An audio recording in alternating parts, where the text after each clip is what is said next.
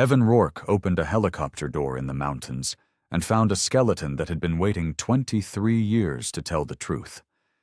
Inside the wreckage, there were bullet holes where there should have been rust, altered land records where there should have been flight logs, and a voice on tape naming the men who built a hospital wing on blood money, and a lie. The town called it prosperity, but prosperity doesn't bury bodies in the snow and threaten daughters in hospital beds. Every time Evan got close to the truth, someone burned his truck, stole the evidence, or whispered that he should stop before everyone he loved paid the price. But he didn't stop. And what he uncovered didn't just destroy one man's legacy, it shattered an entire county's faith in the people they trusted most. Subscribe and drop your location in the comments, because this story proves that some mountains don't just hide wreckage, they hide crimes that powerful men will kill to keep silent. Evan Rourke climbed higher to escape the anniversary. 8 years today since Sarah died, and the main trails would be full of well-meaning neighbors. He wanted silence and altitude instead. The basin opened ahead under gray October sky. Wind cut across the saddle and pushed at his pack. He dropped into stunted fur and scanned the slope for elk sign. A glint caught his eye near the far snowfield. Metal. Dull aluminum, half buried in ice and scree. He crossed the bowl slowly, breathing hard at 9,000 feet. The object grew into a tail section stamped with faded numbers. A helicopter, old enough that rust bled through the paint. Evan stopped 10 feet away. His pulse hammered in his ears. The fuselage lay tilted against a boulder. One rotor blade jutted skyward. The other was gone. Snow had drifted into the cockpit through a shattered windscreen. He pulled out his phone. No signal. He took a photo anyway. The door hung slightly open. Ice crusted the seam. He brushed it away with his glove and felt the metal cold even through the leather. Fear crawled up his spine. He told himself to mark the GPS and leave. Report it to the county. Let someone else open it. But his hand was already on the handle. Christ, he said. He pulled. The door stuck. He braced his boot against the fuselage and pulled harder. The door shrieked open. A smell rolled out. Fuel, mildew, decay. His headlamp beam found a skeleton belted into the pilot seat. Leather jacket rotted to lace. Bones yellow-white in the dark. Evan's stomach turned. He stepped back and breathed through his mouth. A satchel lay wedged beneath the pedals. Brown canvas with a broken strap. He leaned in and saw papers rolled inside. Cash bands, too, empty and brittle. His hand shook as he reached for it. A microcassette sat clipped to the satchel handle. Someone had written a date on the label in black marker. 23 years ago. October. Evan photographed the cockpit from 3 angles. He shot the satchel. The Gorsat skeleton. The cracked instrument panel. His breath fogged the lens. Thunder rumbled across the basin. The light was dropping fast. He pulled the satchel free and slung it over his shoulder. The weight felt wrong. Important. Dangerous. He closed the door carefully and marked the coordinates in his GPS. Then he turned downhill as the first raindrops hit his face. By the time he reached the tree line, the storm was chasing him hard. He moved fast through the pines, boots slipping on wet needles. His truck sat alone at the trailhead. He threw the satchel inside and locked the doors. In town, the records office would still be open. Mara Bell worked late most nights. She knew the history of every ridge and canyon in the county. Evan started the engine and turned toward Main Street. His hands were still shaking. The records office smelled like old paper and dust. Fluorescent lights hummed overhead. Mara looked up from her desk when Evan walked in. "Rough day?" she asked. "Found something?" Evan said. He set the satchel on her desk. "Up in the North Basin." Mara pulled on cotton gloves and opened it carefully. She unrolled the papers inside. survey plats, land boundaries drawn in faded ink. "These are county records," she said. Her voice went quiet. "From the timber concession." Evan watched her face. She recognized something. "There was a pilot's body," he said. "Belted in. Been there a long time." Mara's hands stopped moving. She stared at the plats. "There's more," Evan said. He pulled out his phone and showed her a photo. A ring on bone fingers. Gold with a distinctive pattern. Her face went pale. "That's David's ring," she said. "You're David." "We were engaged," Mara's voice cracked. "He disappeared 23 years ago. They said he flew to Missoula and never came back." Evan felt his chest tighten. He had walked into someone's private grief. "I'm sorry," he said. "He flew tourists," Mara said. "Not company runs, that's what everyone told me." She looked at the plats again. Her jaw set hard. "These boundaries are wrong," she said. "The timber cut was 500 acres. These show 800. "Someone changed them?" "After David disappeared." Mara folded the plats and handed them back. "You need to report this through proper channels." "I have a tape, too," Evan said. He showed her the micro-cassette. "Haven't played it yet." "Don't," Mara stood. Her hands trembled. "Take it to the sheriff. Let them handle it." "You don't want to know what's on it?" "I want David to stay dead peacefully," she said. "Not dragged through something he couldn't stop." Evan put the tape in his pocket. He saw fear in her eyes. Not just grief. Fear. "Thanks for your time," he said. He walked outside into cold night air. The street was empty. Across the way, the hospital wing glowed with warm light. The plaque by the door thanked donors. Commissioner Clay Hemberg's name sat at the top. Evan thought about boundaries. About 800 acres instead of 500. He drove home with the satchel beside him and the cassette heavy in his coat. At his cabin, he turned on every light and locked the door behind him. The cassette deck was older than his truck. Evan had found it at a yard sale years ago. He wiped dust off the play button and loaded the tape. Static hissed, then a man's voice, flat, matter of fact. "October 14th, night run, coordinates Northwest Basin, pickets at the tower." A pause, paper rustling. "CH arranged fuel, cash bands to JM and RT plats ready for morning filing." Another pause, background noise, helicopter rotors. "Pilot nervous. Told him the hospital wing depends on this. Told him everyone wins."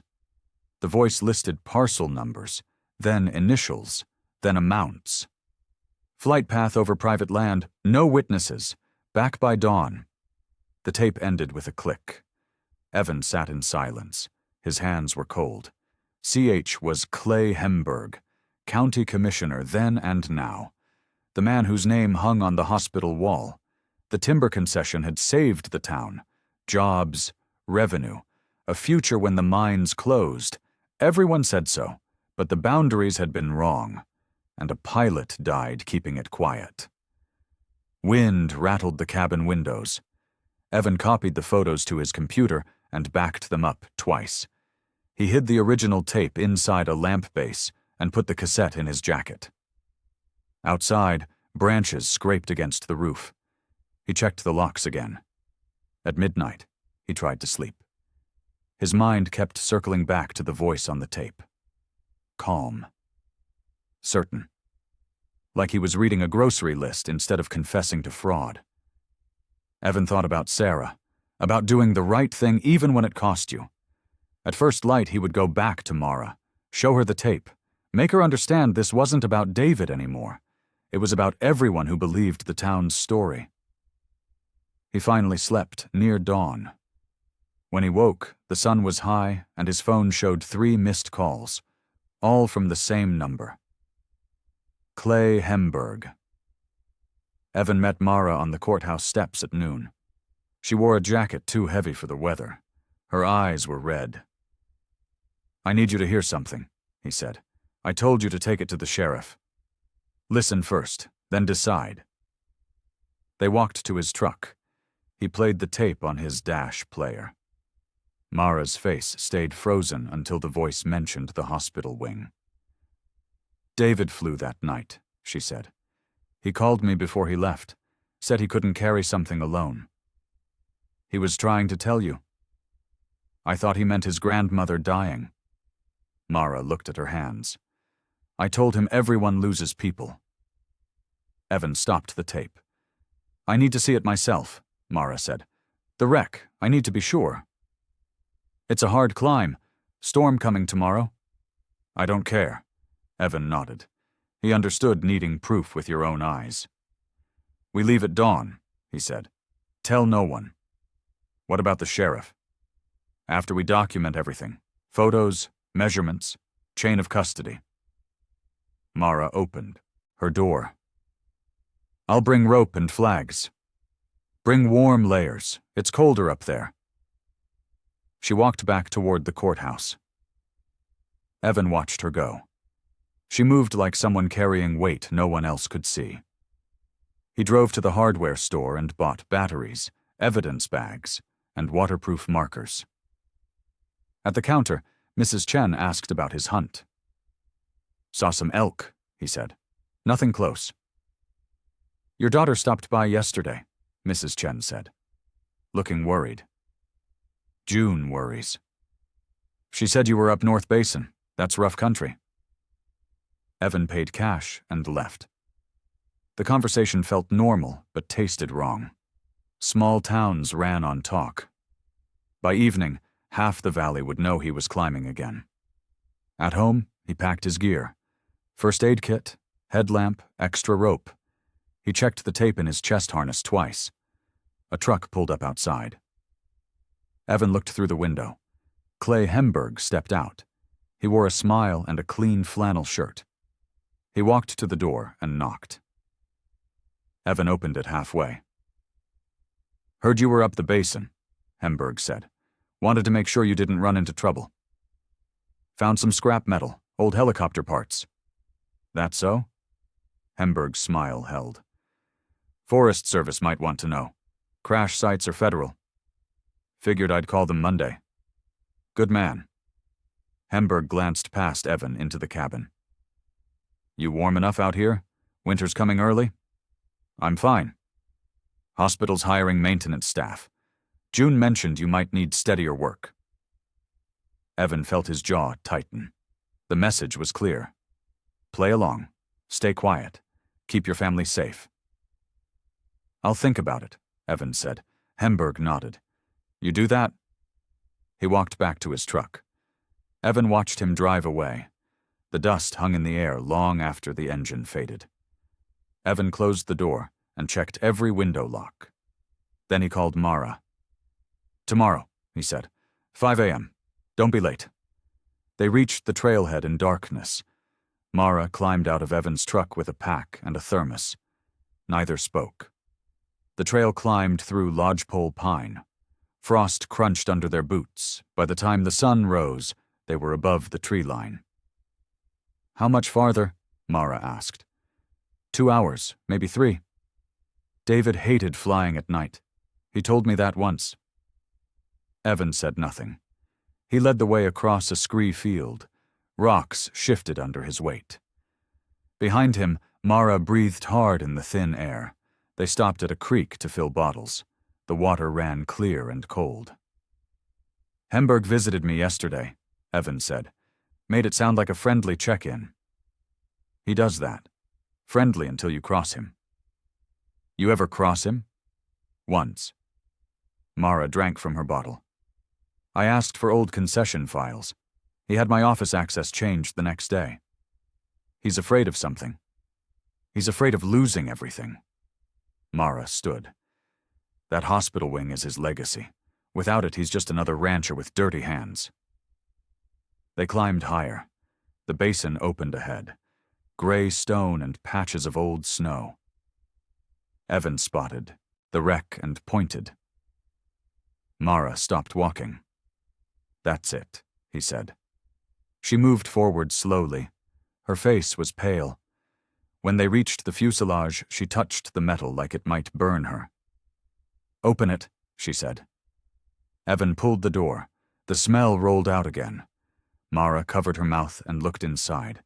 The skeleton sat exactly as Evan had found it. Mara leaned in and touched the ring on the bone hand. "That's his," she said. Her voice broke. "That's David." Evan gave her space. She cried quietly for a long time. When she stopped, her eyes were dry and hard. "Show me everything," she said. They photographed the cockpit, the instrument panel, the bullet holes in the aluminum skin. "Bullet holes?" Mara's voice went sharp. Evan pointed. 3, maybe 4, entry and exit. This wasn't weather. No. They marked the holes with orange tape.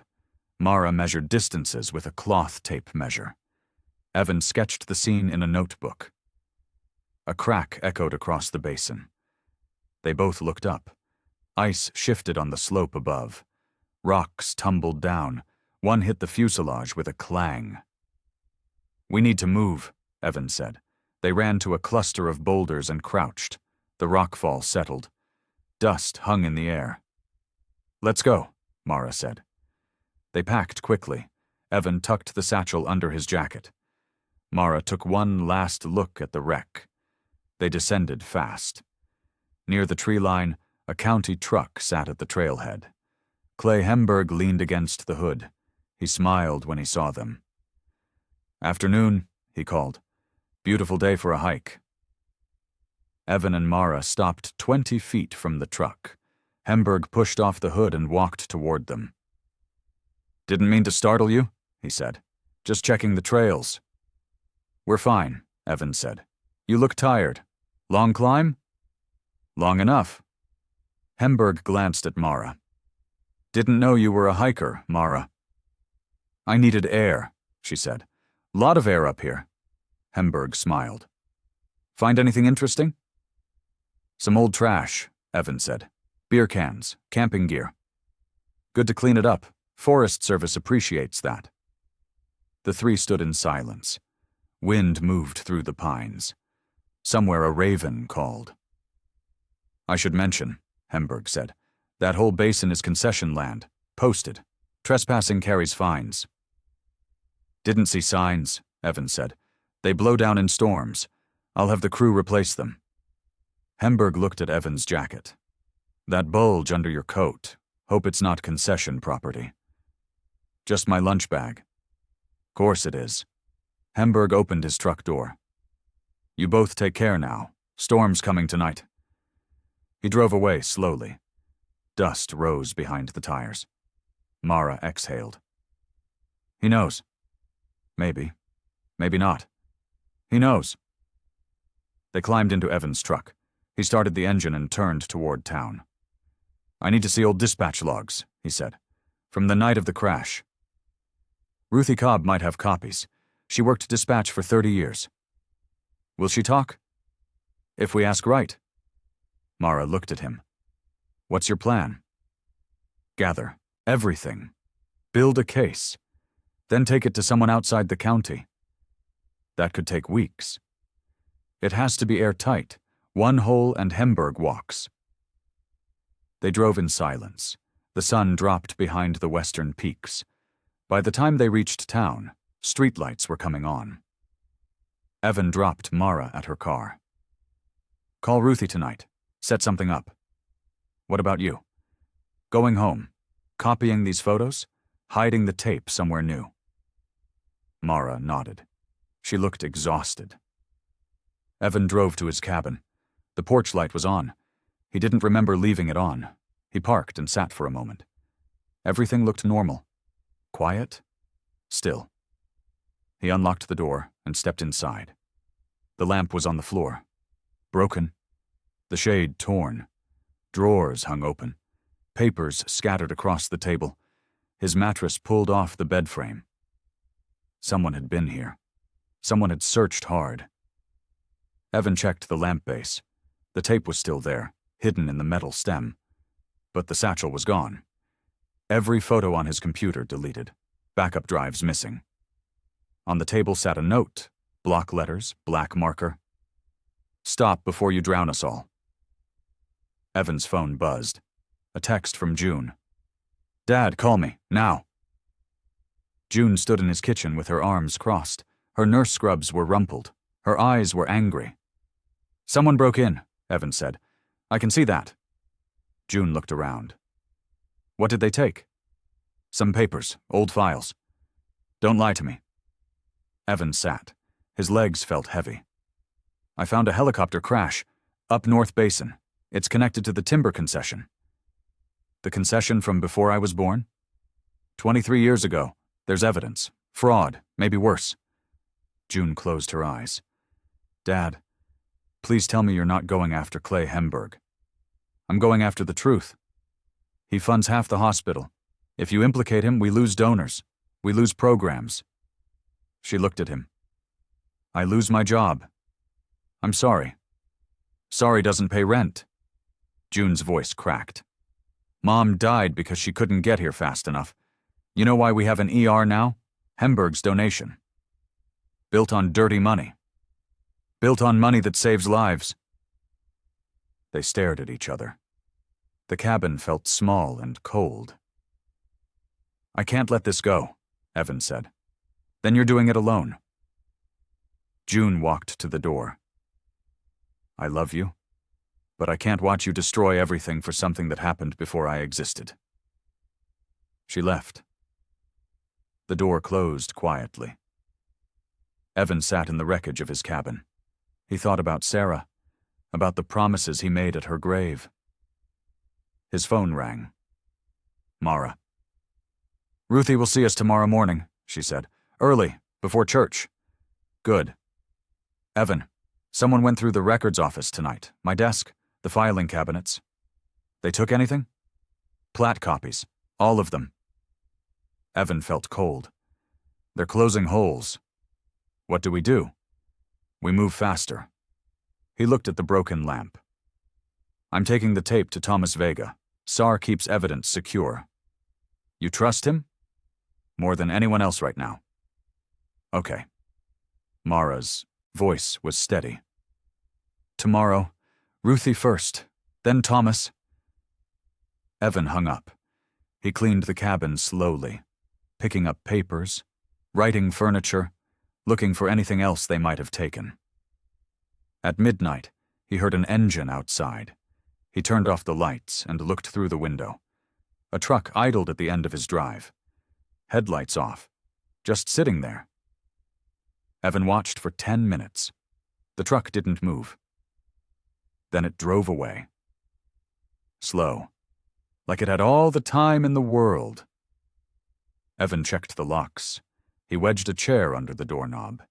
He slept with his boots on and the tape in his chest harness. When dawn came, he was already awake.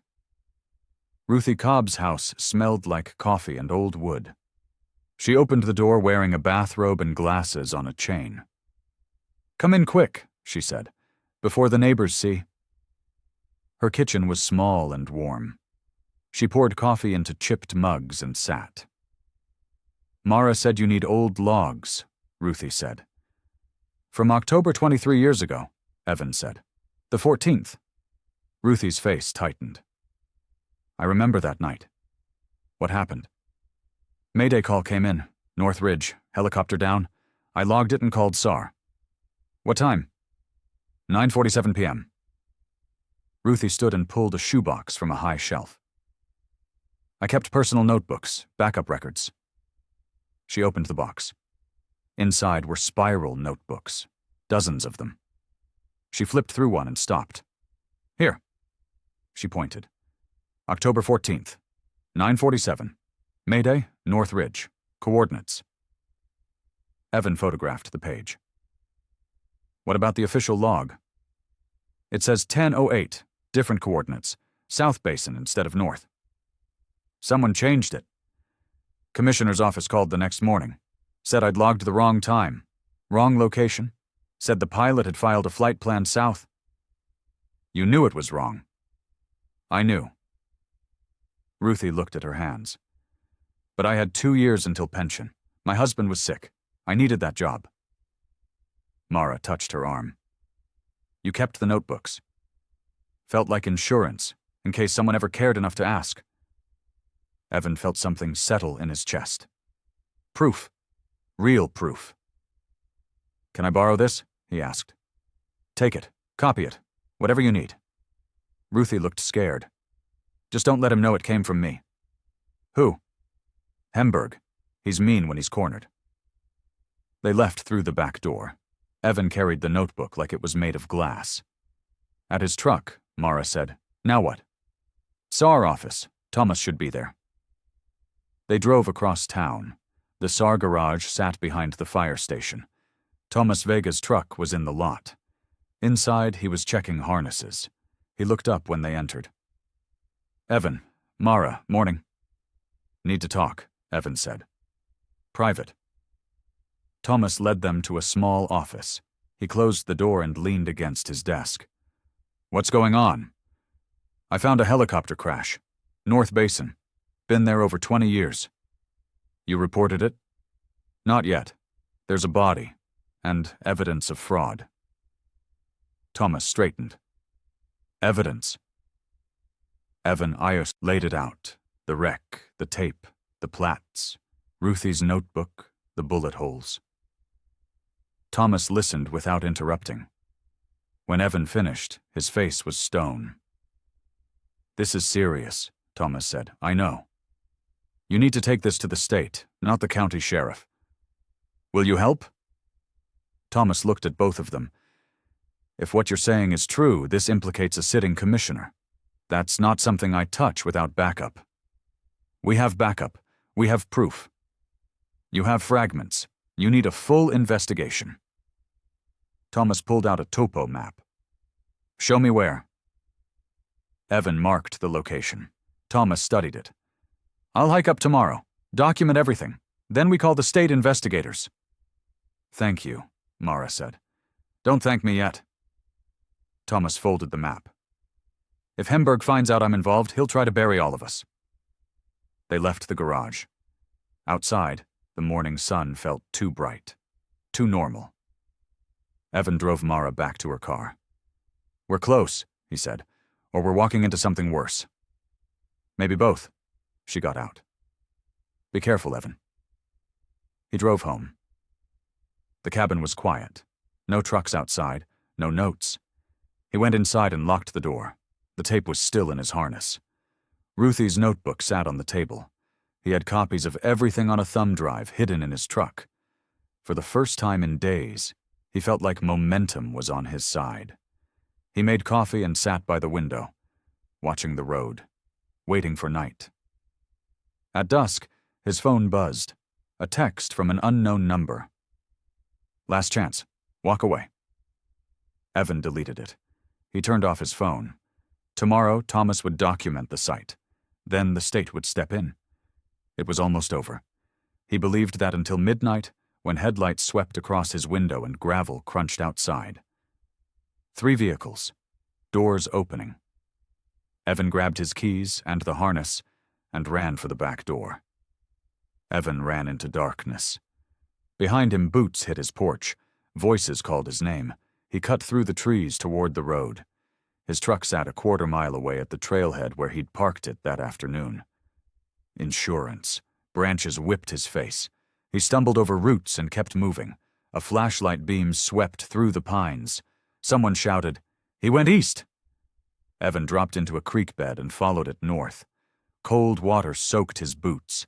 He climbed out near the main road and ran hard. His truck was where he'd left it. He unlocked it, threw the harness inside, and started the engine.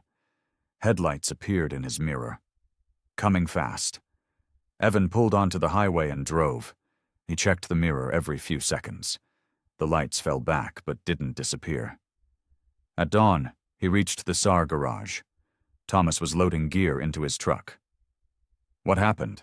Thomas asked. They came for me. 3 vehicles. I ran. Who? Didn't wait to find out. Evan pulled the harness from his truck. The tape's here. Original. Only copy that matters. Thomas looked around the empty lot. Come inside. They went into the Garage. Thomas locked the door behind them. "Tell me everything," he said. Evan explained the break-in, the note, the midnight visit. "They're trying to scare me into silence." "It's working?" "No." Thomas nodded. "Good. I'm going up to the site this morning. I'll document everything and file a formal report." "I want to come." "You're too exposed. Stay here. Stay visible. Let me handle the field work." "What about Mara?" "She can come. She's a county employee. That gives us cover." Thomas pulled out his phone. "I'll call her now." Evan felt relief and frustration fighting in his chest. He wanted to finish this himself. But Thomas was right. He was burned. "I'll wait here," Evan said. "Use my office. Lock the door. Don't answer it unless it's me or Mara." "What if Hemberg shows up?" "He won't. He's too smart to connect himself directly." Thomas opened the garage bay. "But keep your phone on. And Evan." "Yeah?" "If this goes bad, you call the state police, not the county sheriff. Understand?" "Understood." Thomas left. The garage went quiet. Evan sat in the small office and waited. The tape sat on the desk in front of him. Proof. Evidence. A voice from the past that could still destroy the present. His phone buzzed. A text from June. "Heard you had visitors. Are you okay?" He typed back. "I'm fine. At Sayar Garage. Safe." She didn't respond. An hour passed, then 2. Evan watched the road through the office window. A county truck pulled into the lot. Clay Hemberg stepped out. He walked to the garage door and knocked. "Evan, you in there? Let's talk. Just you and me." Evan stayed silent. Hemberg knocked again. "I know you're in there. Thomas told me." That was a lie. It had to be. "Come on out. No one's angry. We just need to clear some things up." Evan watched through the window. Hemberg stood alone. No backup. But that didn't mean much. "I'm not trying to hurt you, son. I'm trying to help." Evan's phone buzzed. A text from Thomas. "Do not open the door. We're at the site. We'll be down by noon." Hemberg tried the door handle. Locked. He stepped back and looked at the building. "All right, your choice. But think about June. Think about what happens when the hospital cuts staff." He walked to his truck. But he didn't leave. He sat behind the wheel and waited. Evan texted Thomas. "Hemberg's outside, waiting. Stay inside. I'm calling the state police." An hour crawled by. Hemberg's truck didn't move. Evan checked the tape again.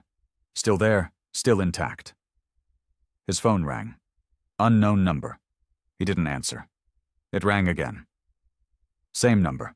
He let it go to voicemail. The voicemail icon appeared. He played it. A man's voice, not Hemberg. Younger. "Mr. Rourke, my name is Agent Carson, Montana State Police. Thomas Vega called me about a crash site. I'm en route to your location. ETA 90 minutes. Stay where you are."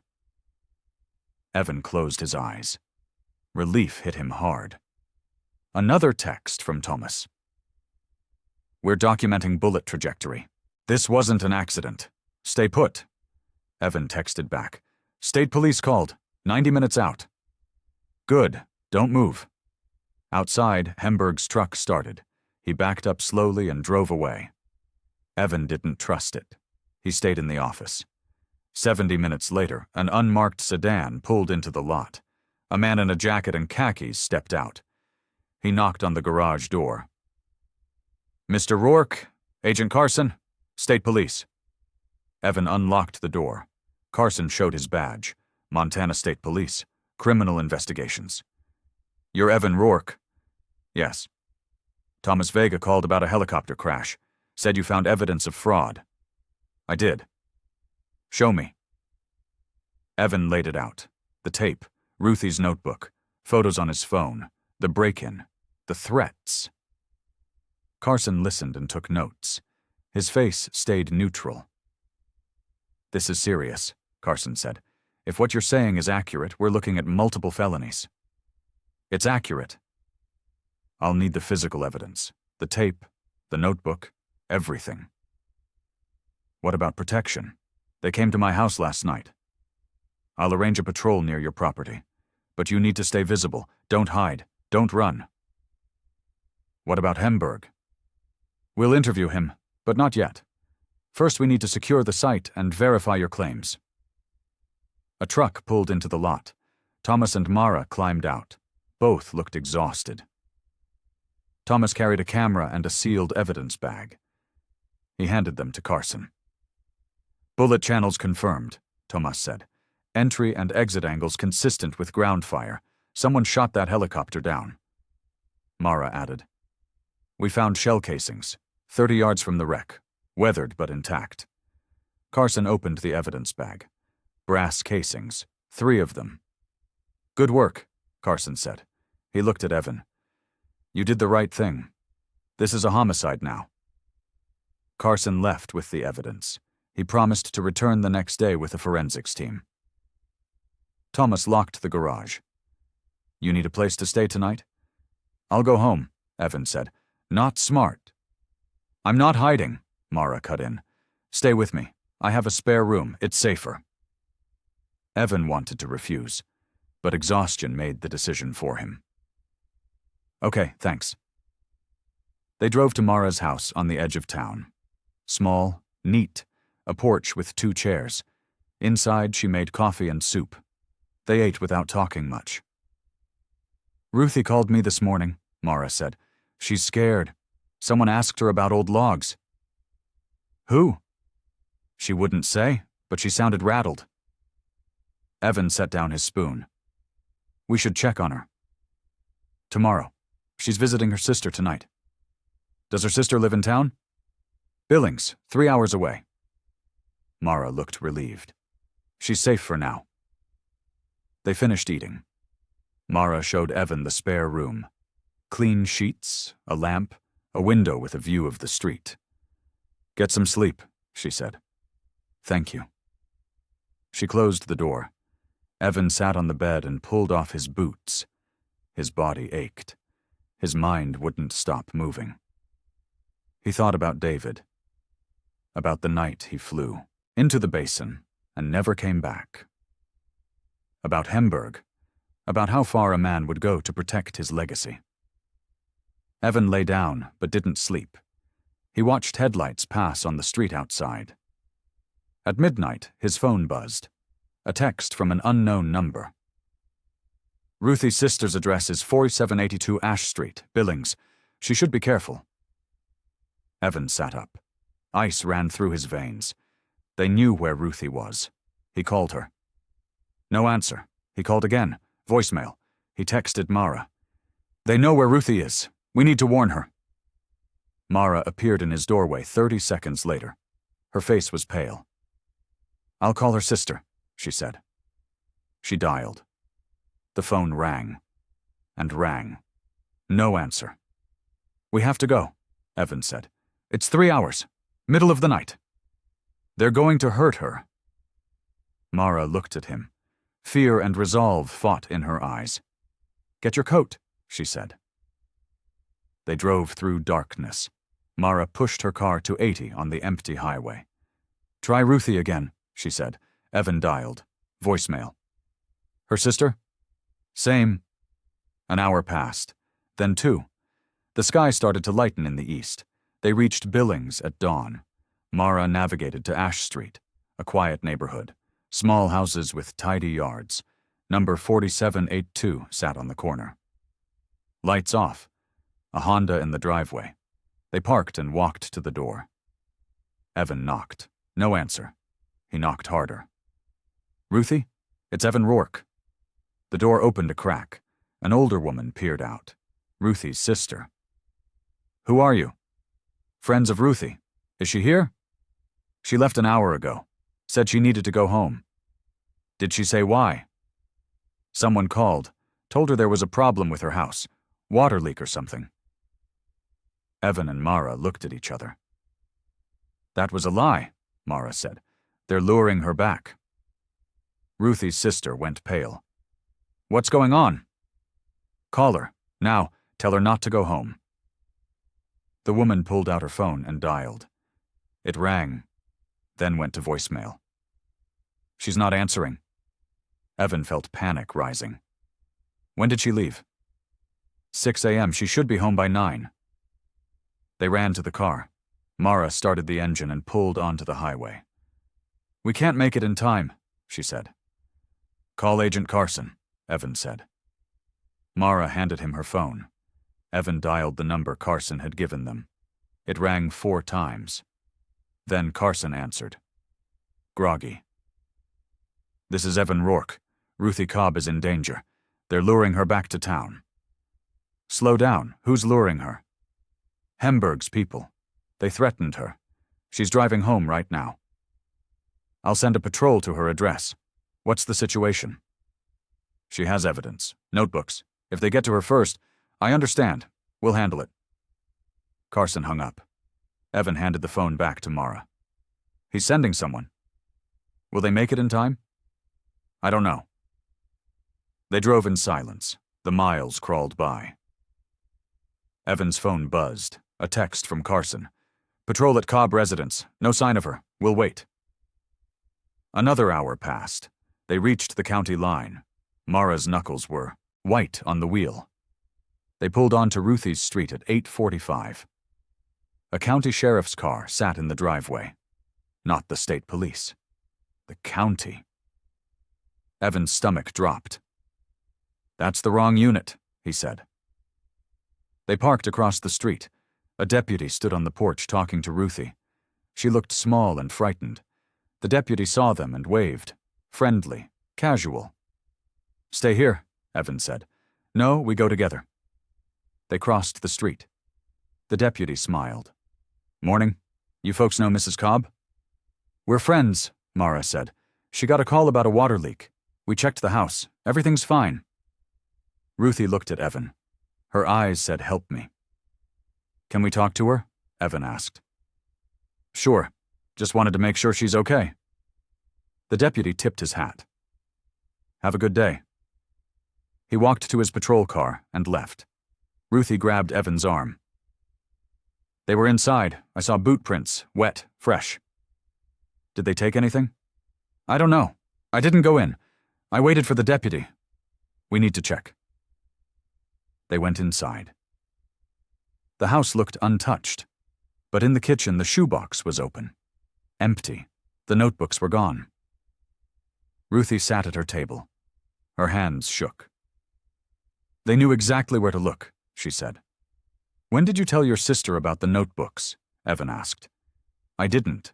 I never mentioned them." Mara closed the shoebox. "Someone's been listening. Phones. Maybe the records office." "Or the SAR garage," Evan said. "Tomas made calls from there." "You think he's compromised?" "I don't know what to think." Evan called Carson, explained what happened. Carson was silent for a long moment. "I'll send forensics," Carson said. "Don't touch anything else." The deputy who responded was county, not state. "I didn't send county. I requested state patrol. Someone intercepted it. I'll look into it. Stay with Mrs. Cobb until my team arrives." Carson hung up. Evan looked at Ruthie. She seemed 20 years older than yesterday. "I have copies," she said quietly. "What?" "My daughter has copies of every notebook. I mailed them to her last year." "Where's your daughter?" "Seattle. She doesn't know what's in them, just that they're important." Mara exhaled. "Call her. Make sure they're safe." Ruthie dialed. Her daughter answered. They talked briefly. Ruthie hung up. "She still has them. I told her not to let anyone take them. Not even law enforcement." "Good," Evan said. A car pulled up outside. Agent Carson. He walked in with a camera and gloves. "Show me where the notebooks were," he said. They walked him through it. He photographed everything. The kitchen, the shoebox, the boot prints near the back door. "Someone broke the lock," Carson said. "See the scratches? Lock pick or pry bar?" "Can you trace it?" Mara asked. Maybe, if they left prints. Carson looked at Ruthie. You'll need to stay somewhere else tonight. This house isn't secure. I'll take her to my place, Mara said. Carson nodded. Good. Mr. Rourke, I need you to come to the station. Give a full statement. County or state? State Field Office, Missoula. We're taking this out of local hands. Relief washed over Evan. When? Now. I'll drive you. They left Ruthie with Mara. Evan climbed into Carson's sedan. They drove south toward Missoula. You've made someone very nervous, Carson said. Hemberg. He's one name, but I think there are others. This operation feels coordinated. How many people does it take to cover up a murder? More than you'd think, and fewer than you'd hope. They drove in silence for a while. Mountains rolled past the window. What happens now? Evan asked. We build a case, forensics, witness statements, chain of evidence. Then we make arrests. How long? Weeks, maybe months. They'll keep coming after us. Probably. But now it's official. If anything happens to you or your witnesses, it's obstruction. That's federal. Evan looked out the window. He thought about June. About her job. About the hospital wing with Hemberg's name on it. My daughter works at the hospital, Evan said. She's afraid she'll lose her job. She might. If Hemberg goes down, donors will pull out. That's not fair. No, but it's real. Carson glanced at him. You want to stop now? No. Good. Because I think you're the first person in 23 years who gave a damn about the truth. They reached Missoula by noon. The state field office was a low building with bulletproof glass. Inside, Carson led Evan to an interview room, a recorder, a video camera. Tell me everything, Carson said. From the beginning. Evan talked for 3 hours. By the time he finished, his voice was hoarse. Carson turned off the recorder. That's good. Solid. We'll use it. What about the site? Forensics team goes up tomorrow. They'll recover the remains, document everything. And Hemberg? We'll interview him next week. Give him a chance to explain himself. He won't. Probably not. But we have to follow procedure. Carson drove Evan back to town. The sun was setting when they arrived. Stay visible, Carson said. Don't hide, but don't be stupid either. Thanks. Evan climbed out. Carson drove away. Evan walked to Mara's house. She let him in. Ruthie sat on the couch with a blanket. How'd it go? Mara asked. Good. They're building a case. How long? Weeks. Mara's face fell. We have to wait weeks? Evidence takes time. Time we might not have. Evan sat. He felt exhaustion pressing down. We don't have a choice. His phone buzzed. A text from June. Come home, please. We need to talk. Evan drove to his cabin at dusk. June's car sat in the driveway. Inside, she had cleaned up the mess. Furniture righted, papers stacked, the broken lamp replaced. Hey, he said. Hey. She didn't look at him. I heard about Ruthie. Word travels fast. It always does. June turned. Her eyes were red. The hospital board met today. They're cutting my department. 6 nurses. I'm one of them. June. Hemberg called personally. Said donors are nervous. Said they need to make adjustments. Evan felt anger rise. He's punishing you to get to me. I know. She sat. I'm not mad at you. I'm just sad. He sat next to her. I'm sorry. Don't be. You're doing the right thing. She wiped her eyes. I just wish it didn't cost so much. They sat in silence. Outside, the sun dropped behind the ridge. I got a job offer, June said.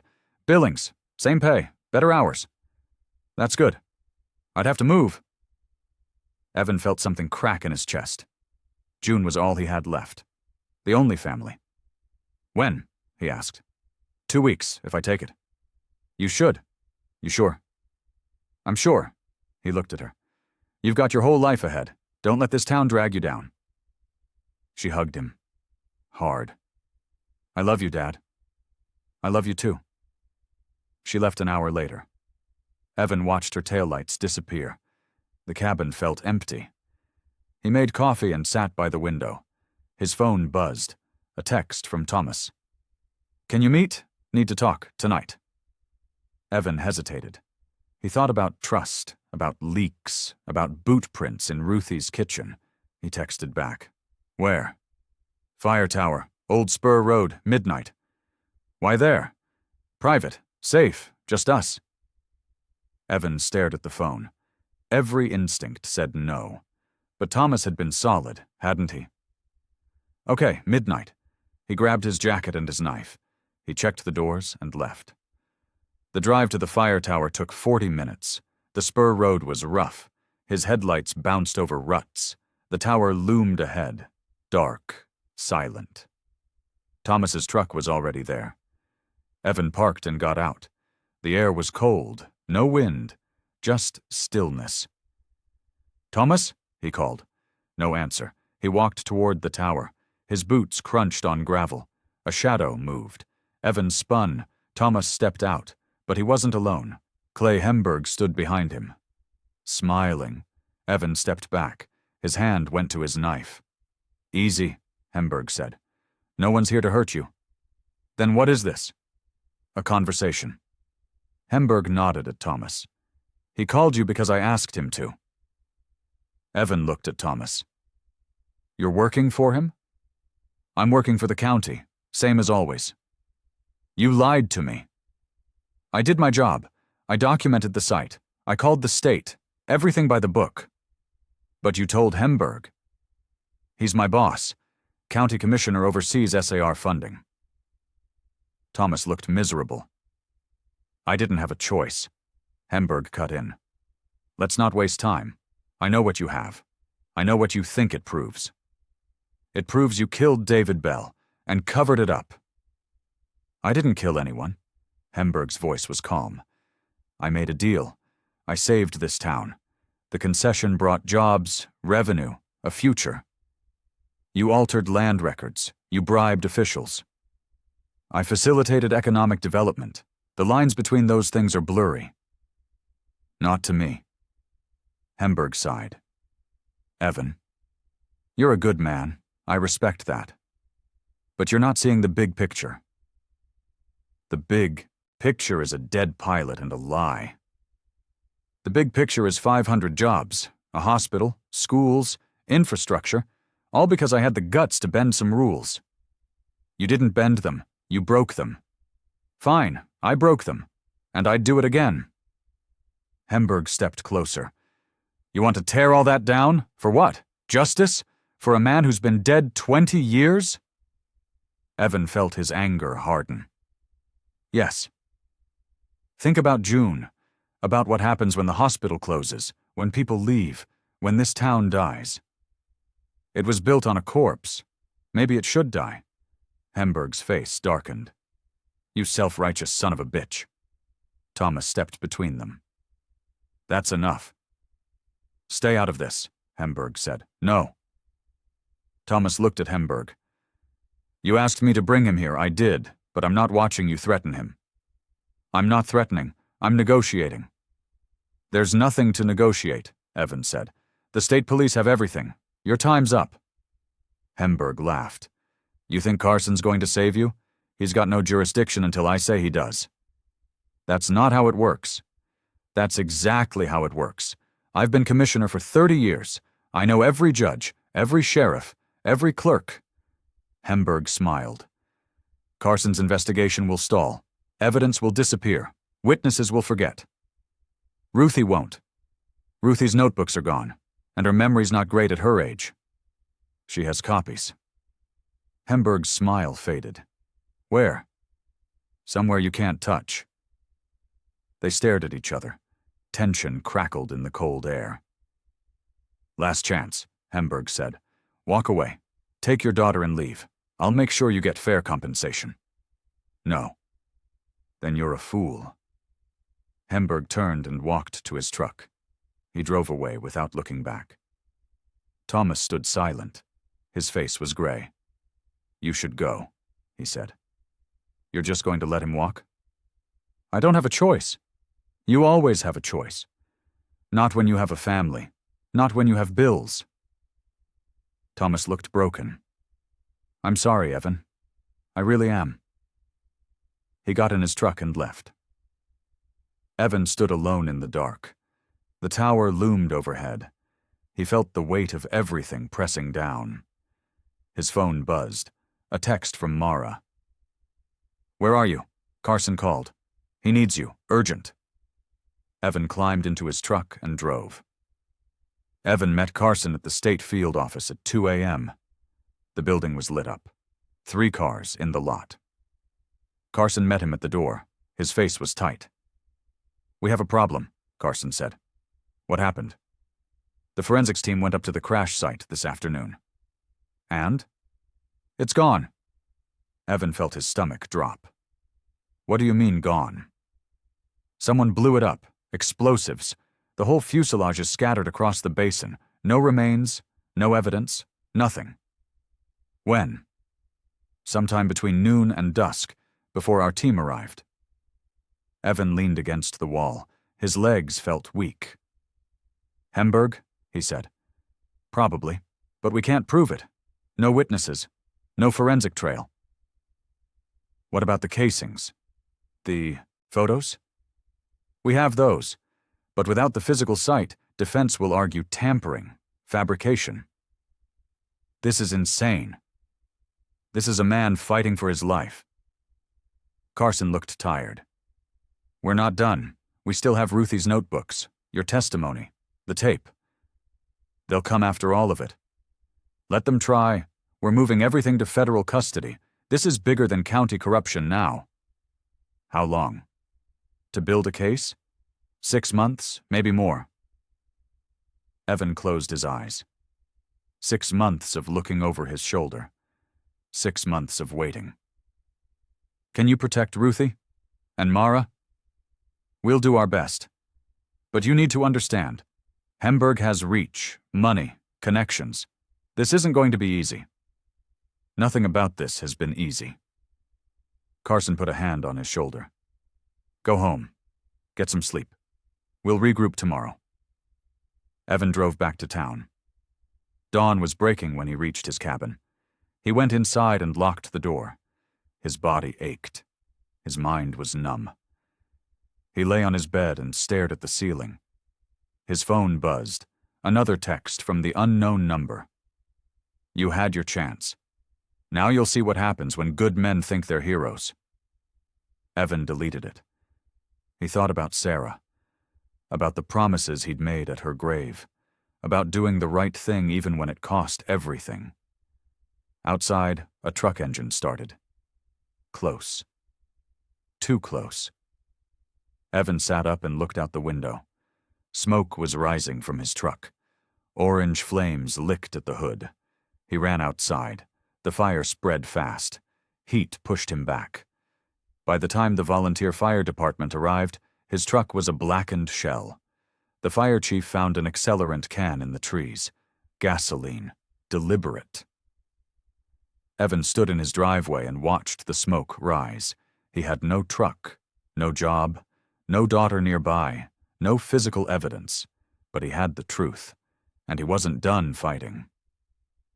Mara arrived at dawn. She saw the burned truck and went pale. "Are you okay?" she asked. "I'm fine. The truck's not." "This has to stop." "It won't. Not until someone arrests Hemberg or I back down." Mara walked around the wreckage. The metal was still warm. Smoke lingered in the air. "We need to talk about something," she said. "What?" "The Platt pulls. The ones someone took from my office." "What about them?" "I remember who I told about them. The day I pulled them." Mara looked at her hands. "I told Hemberg's assistant. She asked what I was researching. I said old concession boundaries." "You think she reported it?" "I know she did. She called him right after I left." Mara's voice cracked. This is my fault. I led them straight to everything. Evan stepped closer. You didn't know. None of us did. I should have been smarter. You were brave. That's harder. Mara wiped her eyes. What do we do now? We go back to the site, document what's left, prove Hemberg destroyed evidence. Carson said it's a debris field. Then we photograph debris, we map it, we show intent to obstruct. When? Today, before he has time to clean it up further. Mara looked at the burned truck. You don't have a vehicle. We'll take yours. It's a 6-mile hike. Are you up for it? I have to be. They packed gear in Mara's car. Rope, cameras, evidence bags, water. At the trailhead, they started climbing. The morning was cold and clear, their breath fogged in the air. 2 hours later, they reached the basin. Smoke still hung over the site. The fuselage was gone, scattered. Metal fragments littered the slope for 100 yards. My God, Mara said. They moved carefully through the debris. Evan photographed everything. Blast patterns, scorch marks, twisted metal. Mara found a piece of the pilot seat, charred, barely recognizable. They used a lot of explosive, she said. Wanted to make sure nothing was left. But why? We already documented it. We have photos. Because juries believe what they can see. Without the physical site, our photos become easier to challenge. They worked for 2 hours, bagging fragments, measuring blast radius, taking GPS coordinates. A sound echoed across the basin, helicopter rotors. Evan looked up. A civilian helicopter circled overhead. Close. Too close. They're watching us, Mara said, or taking photos of us here, building a case that we contaminated the scene. The helicopter banked and flew away. Evan felt cold settle in his bones. Every move was being documented, twisted, used against them. We need to leave, he said. They packed quickly and started down. The descent was faster than the climb. Fear added speed. At the trailhead, a county sheriff's car waited. Not the same deputy as before. This one was older, harder. Need to see some ID, the deputy said. Evan handed over his license. Mara did the same. The deputy radioed something, waited, then handed them back. You folks investigating something up there? Just hiking, Evan said. Funny place for a hike, right where someone blew up evidence. We didn't blow up anything. Didn't say you did. But I'd be careful. Accidents happen in these mountains. The deputy got in his car and left. Mara's hands shook as she unlocked her car. He threatened us. I know. Right in the open, like he doesn't care. He doesn't. Hemberg's making sure we know we're alone. They drove back to town in silence. At Mara's house, Ruthie was waiting. Carson called, Ruthie said. He wants us all in Missoula tomorrow. Federal prosecutor's office. They're moving forward. Evan felt something shift. Hope, small but real. What time? He asked. 9 a.m. He's sending a car. Good, that's good. Ruthie looked scared. They're going to ask me to testify, in court, against Hemberg. You don't have to. Yes, I do. I kept quiet for 23 years. That ends now. Evan nodded. He saw courage in her eyes, the kind that cost everything.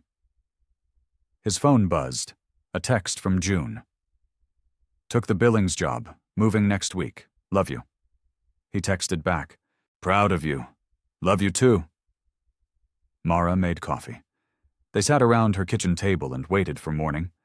Outside, a truck drove past slowly, then circled back, then drove past again. Watching. Always watching. The federal prosecutor's name was Elizabeth Crane.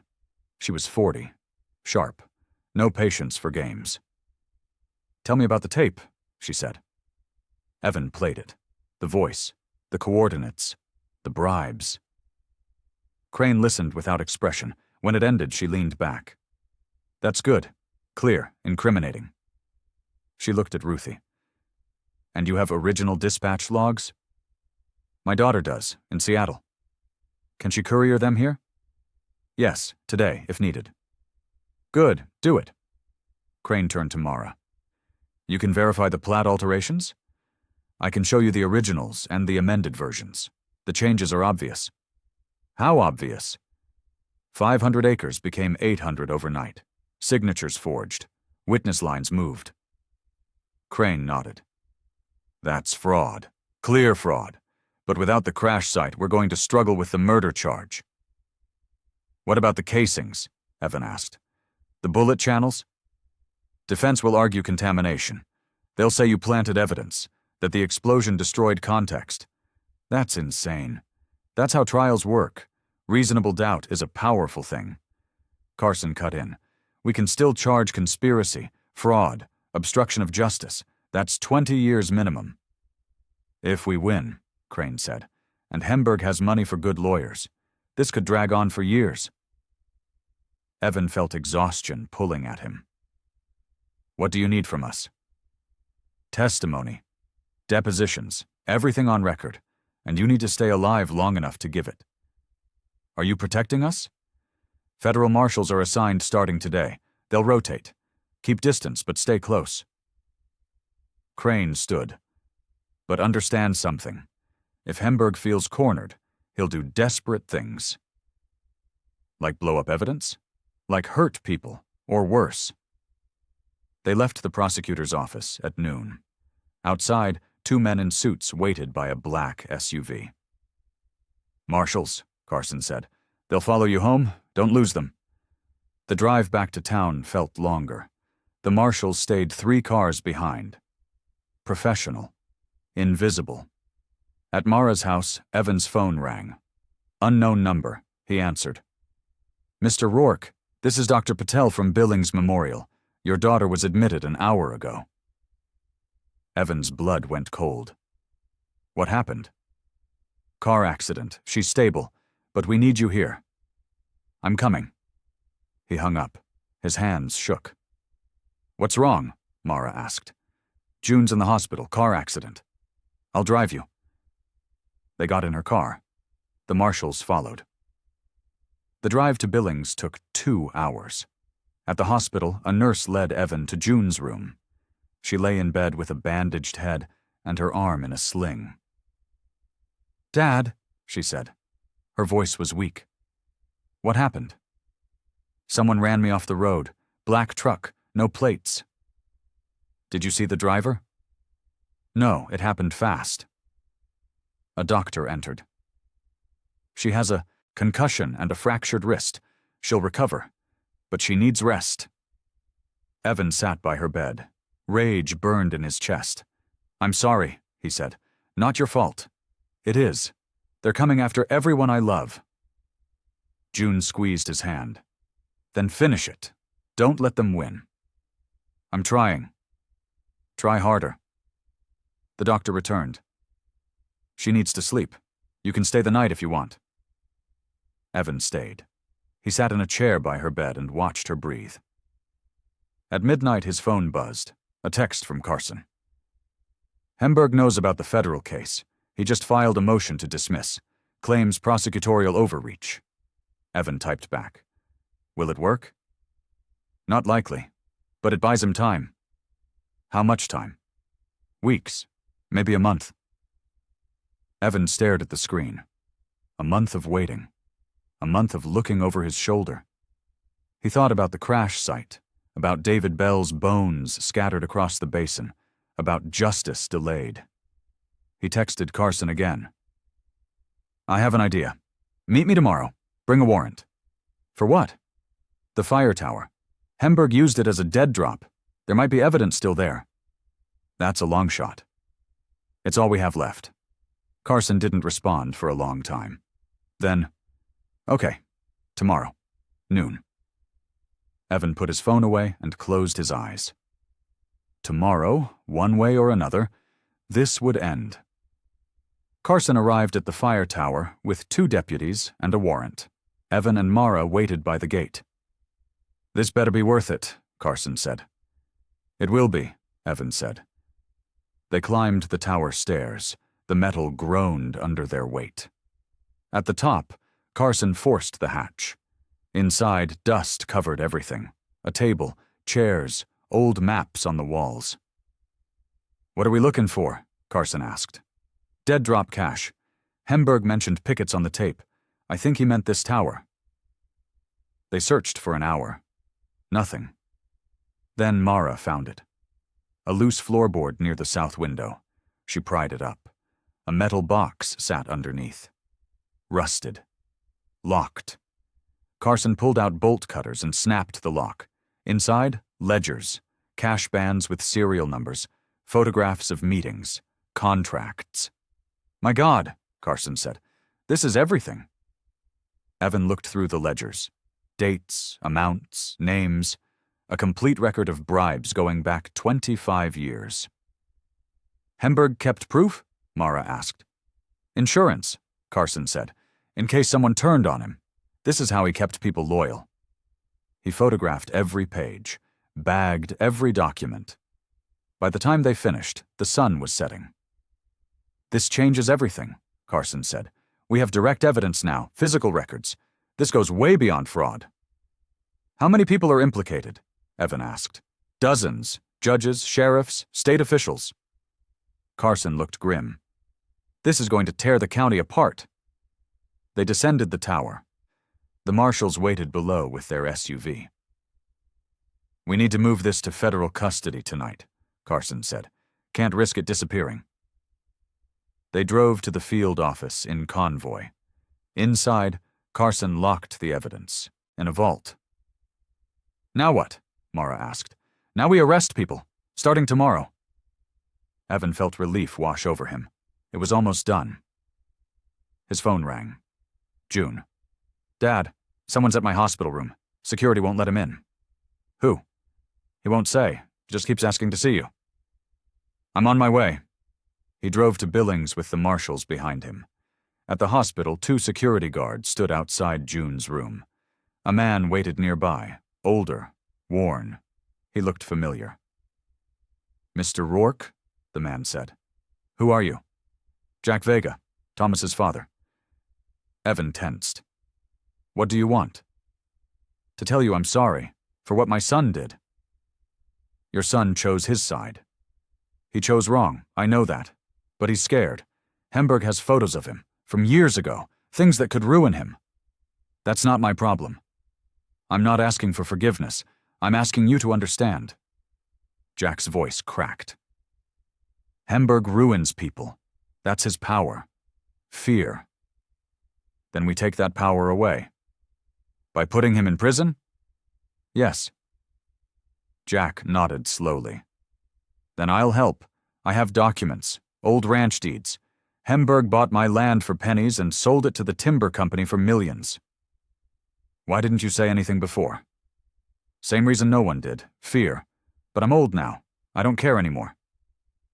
Evan looked at him, saw truth in tired eyes. Talk to Agent Carson. Give him everything. I will. Jack turned to leave, then stopped. One more thing. Hemberg's planning something. Tonight. I heard him on the phone. Planning what? I don't know, but he sounded desperate. Jack left. Evan stood in the hallway feeling cold. His phone buzzed. Carson. We have a problem. Hemberg's gone. Empty house. Truck missing. No one's seen him since this morning. Where would he go? I don't know, but a desperate man with nothing to lose is dangerous. Evan thought about the basin, about the fire tower, about all the places Hemberg knew. The crash site, Evan said. He's going back there. Why? To destroy what's left. Make sure nothing connects him. We already have the ledgers, the evidence. He can't erase that. He can try, or maybe... Evan stopped. A terrible thought formed. Maybe he's not going there to destroy evidence. Maybe he's going there to wait for us. You think he's setting a trap? I think he has nothing left to lose, and that makes him dangerous. Carson was silent. Then, "Stay put. I'm sending a team to the basin. You don't go anywhere near there." "Understood." But Evan knew. Somehow, he knew. This wasn't over yet. Not by a long shot. The call came at midnight. Thomas. "Evan, my father told me what he did. I'm sorry." "It's too late for sorry." "I know, but there's something you need to know. Hemberg called me an hour ago. He's at the basin. He wants to talk to you." "Just me?" "Just you. He said if you don't come, people start getting hurt." "He's bluffing." "Maybe, but he mentioned your daughter by name, and Mara, and Ruthie." Evan felt ice in his veins. "You believe him?" "I don't know, but he sounded different. Broken, like he's past caring." "Where are you?" "Home, with my father. Federal agents are outside watching us." "Good. Stay there." Evan hung up. He looked at June sleeping in her hospital bed. She was safe here, guards outside, marshals in the parking lot.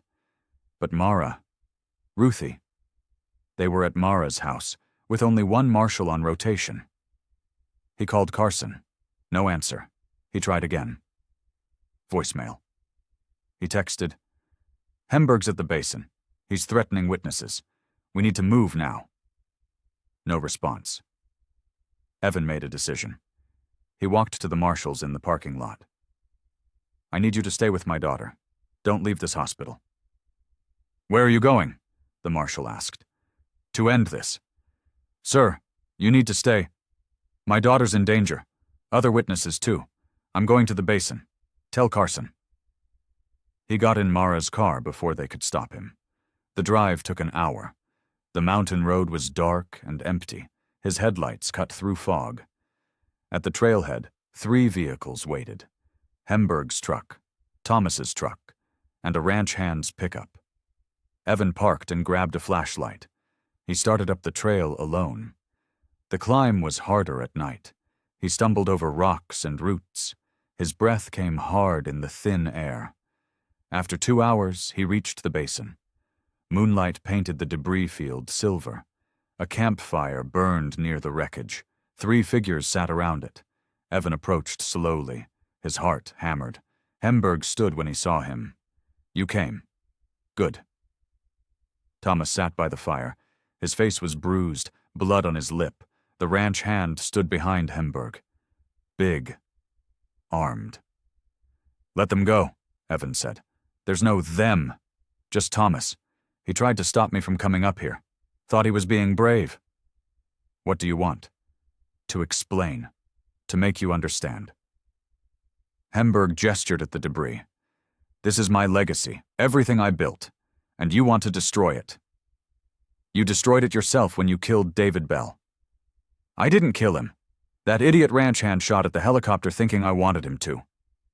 Hemberg pointed at the big man. He panicked, misunderstood. By the time I got up here, the pilot was dead. "So you covered it up." "I saved what I could. The concession, the town, jobs, futures. Built on a lie. Built on survival. You think you're noble? You're just naive." Thunder rumbled overhead, a storm building. "It doesn't matter now," Evan said. "Carson has the ledgers, the photographs, everything." "I know. That's why I came here. To finish what I started." Hemberg pulled out a detonator. "There's enough explosive buried under this basin to bring the whole slope down. Bury everything, including us if we're still here." "You're insane." "I'm practical. If I'm going down, I'm taking the evidence with me." The ranch hand shifted. Nervous. "Boss, you said we were just going to talk." "Shut up." A crack echoed across the basin. Not thunder. Rock fall. The slope above shifted. A slab of snow broke loose and slid. "Get down!" Evan shouted. They dove behind rocks as the avalanche roared past. Snow and debris filled the air. When it settled, Thomas was pinned. A rotor spar from the wreckage had shifted and trapped his leg. He screamed. Hemberg stood, looked at Thomas, then at Evan. Help him or let him die, your choice. Evan ran to Thomas. The spar was heavy, twisted metal crushing bone. Hold on, Evan said. He wedged a rock under the spar and pushed. The metal lifted an inch. Not enough. Hemberg watched, the detonator still in his hand. Please, Thomas gasped. It hurts. The ranch hand came over. I'll help. Together they levered the spar. It groaned and shifted. Thomas dragged himself free. His leg was shattered. Blood soaked his pants. Evan pulled off his belt and made a tourniquet. Thomas's face went gray. We need to get him down, Evan said. Not yet, Hemberg said. We're not done talking. He'll die if we don't move him. Then talk fast. Mara's voice cut through the darkness. Put the detonator down, Clay. Evan spun. Mara and Carson stood at the edge of the basin, both armed. Behind them, 4 federal agents emerged from the trees. How did you... Hemberg started. GPS tracker on Evan's phone, Carson said. We followed him here. Smart. Hemberg looked at the detonator, then at the agents. But not smart enough. He pressed the button. Nothing happened. The charges were disarmed an hour ago, Carson said. After we found your truck parked here. Nice bluff, though. Hemberg's face crumbled. He dropped the detonator and sank to his knees. The ranch hand raised his hands. I didn't want any part of this. He made me come. The agents moved in. They cuffed Hemberg and the ranch hand, read them their rights. Evan helped stabilize Thomas while Mara called for a helicopter medevac. Carson walked over. You were supposed to stay at the hospital. I know. You could have been killed. I know. You're a stubborn bastard. I know. Carson almost smiled. But you were right. Hemberg was desperate, and desperate men make mistakes. The helicopter arrived 20 minutes later. Medics loaded Thomas on a stretcher. He grabbed Evan's hand. I'm sorry, Thomas said. For everything. You helped in the end. That counts. Does it? It has to. Thomas was airlifted out. Hemberg and the ranch hand were taken down the mountain in custody. Evan, Mara, and Carson sat by the dying campfire and waited for dawn. What happens now? Mara asked. Trials, Carson said. Lots of them. This is going to take years to untangle. And the town? It'll survive. Towns always do. But it won't be the same.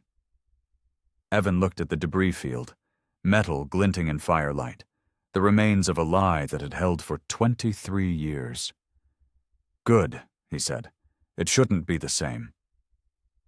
The sky began to lighten, pink and gold spreading across the peaks. They walked down the mountain as the sun rose. Federal agents documented the scene behind them. At the trailhead, reporters waited. Cameras, microphones, questions shouted all at once. Carson handled them. Evan and Mara slipped past and got in her car. Where to?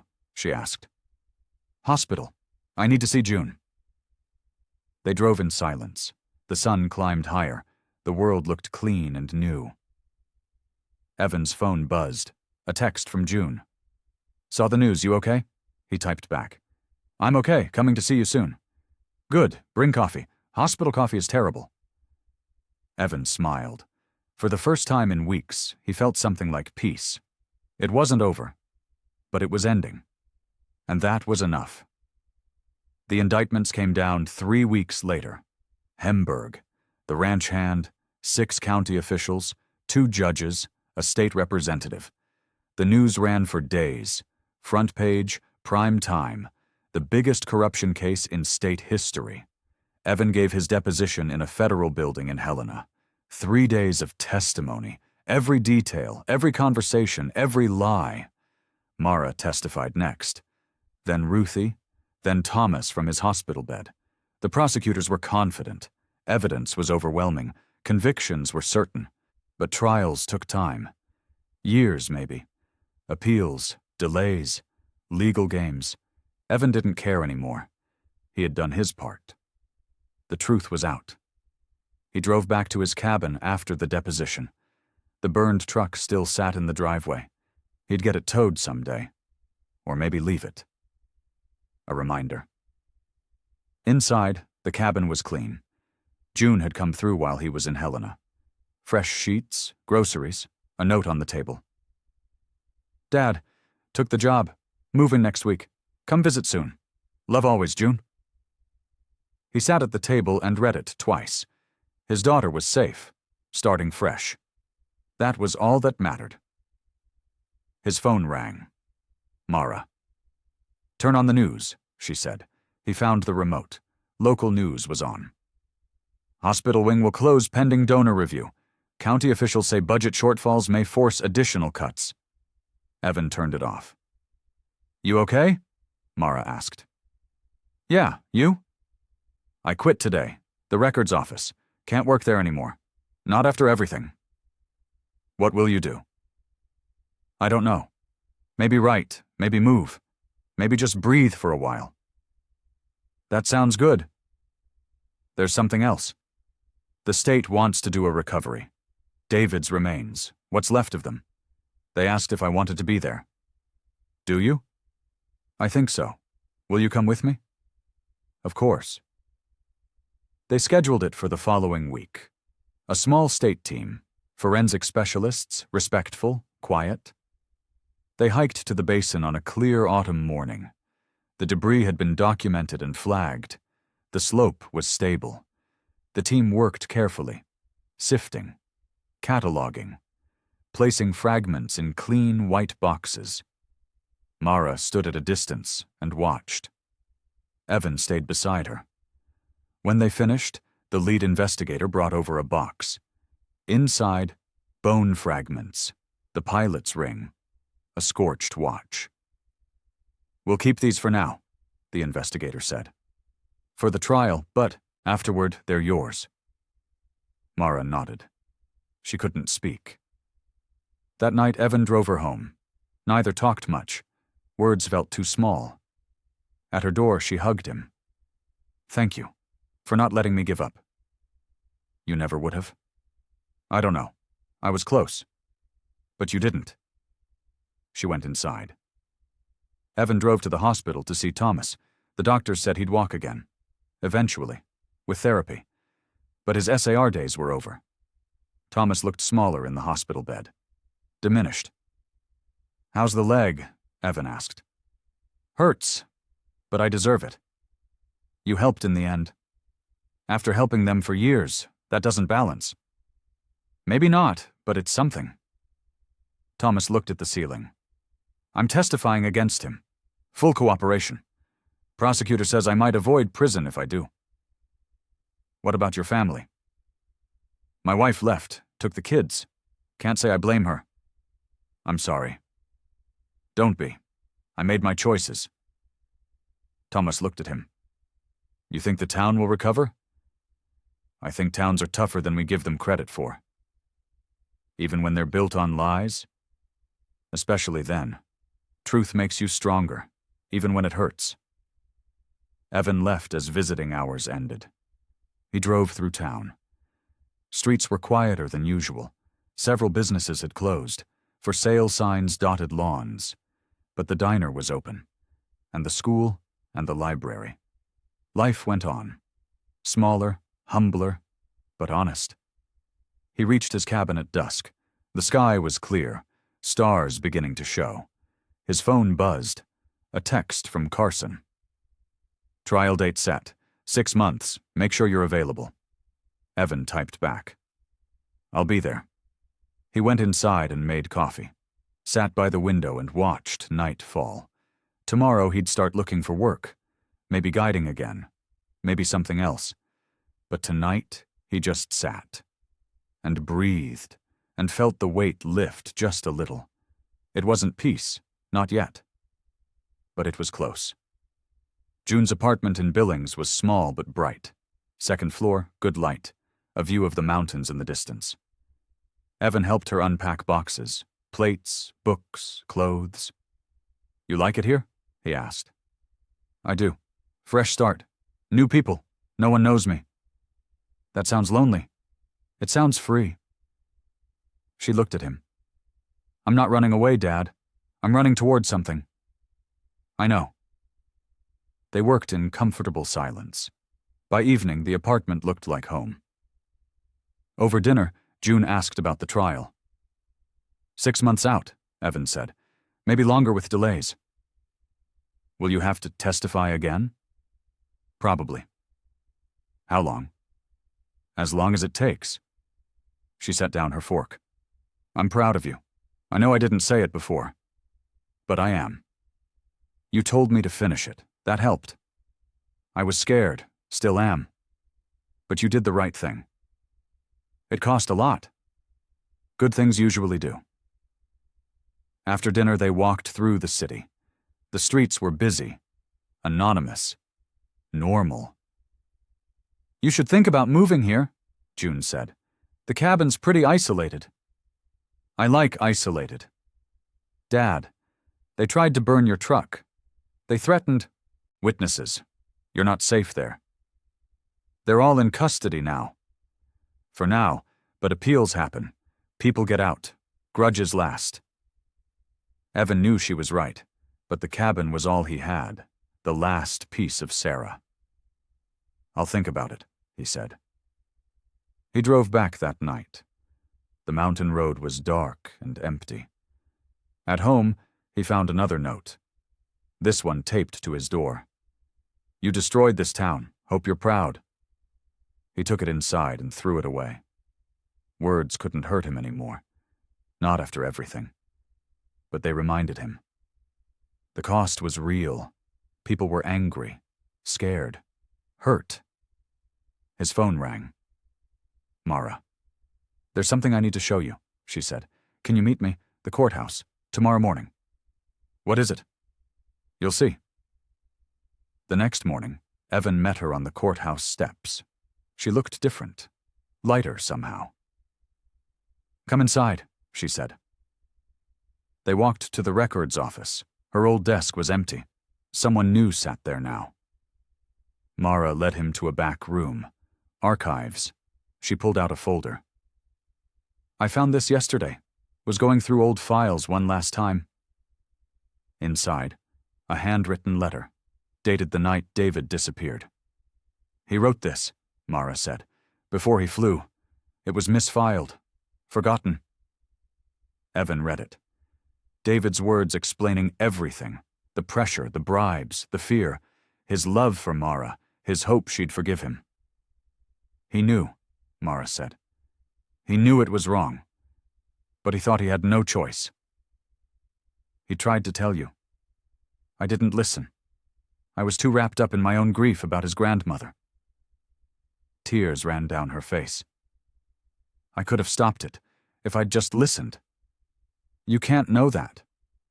I can blame myself, though. You could, or you could forgive both of you. Mara wiped her eyes. Is that what you're doing? Forgiving yourself? Trying to. Sarah used to say regret was just fear looking backward. She said the only direction that mattered was forward. She sounds wise. She was. They left the courthouse. Outside, a small memorial was being built. A plaque for David Bell and the truth he tried to tell. They're naming it after him, Mara said. The county voted, almost unanimous. That's good. It doesn't bring him back. No, but it remembers him right. That counts. They stood in silence. The sun warmed their faces. What are you going to do now? Evan asked. There's a job opening. State Archives in Helena. They asked if I was interested. Are you? Maybe. New place, new work, but still history, still truth. You'd be good at it. What about you? June wants me to move to Billings. Will you? I don't know. The cabin's home. Home's not a place, Evan. It's people, and yours is in Billings now. He knew she was right. Had known for weeks, but saying it out loud made it real. Yeah, he said. Maybe it is. 6 months later, Evan stood on the courthouse steps in Helena. Federal building. Granite and glass. The trial had lasted 3 weeks. Testimony, evidence, expert, witnesses. The jury deliberated for 4 days. Guilty, all counts, Hemberg, the ranch hand, every official who'd taken money. The judge handed down sentences.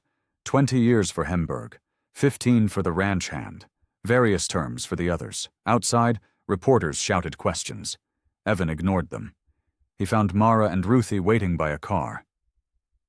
"It's done," Mara said. "It's done," Evan agreed. They drove back to the county in convoy. Federal escorts for the final time. At the Basin trailhead, a small group waited. June, Thomas on crutches, Jack Vega, Carson, a few others. They hiked together, slowly, stopping often for Thomas to rest. At the site, the debris had been cleared. The slope was clean. Only a small cairn remained. Mara placed David's ring on top. The state had released it after the trial. "He was a good man," she said, "who tried to do right at the end. That's what I'll remember." Evan placed a stone next to the ring. For truth, and the cost of telling it. One by one, the others added stones, building, remembering. When they finished, Thomas spoke. "I'm sorry I wasn't braver, but I'm trying now, that's all I can do." "That's enough," Evan said. They stood in a circle, silent. The wind moved through the basin. Clean, cold, honest. After a while they descended, back to the trailhead, back to vehicles, back to lives that were different now. June drove Evan to his new apartment in Billings. Small, close to hers. A fresh start. "You made the right choice," she said. "We'll see." "I'm glad you're here, Dad." "Me too." That night, Evan unpacked boxes in his new place. Not much. He'd sold most of his things. But he kept Sarah's photo, her books, the memories, and he kept the truth he'd fought for. His phone buzzed. A text from Mara. "Starting the new job Monday. Nervous but excited. Thank you for everything." He typed back. "You're going to do great. Stay in touch." Another text. From Ruthie. "Made cookies. Drop by sometime." And one from Thomas. "Physical therapy is hell, but I'm walking. Slowly. Thanks for not giving up on me."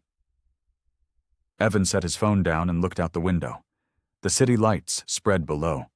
Anonymous, safe, new.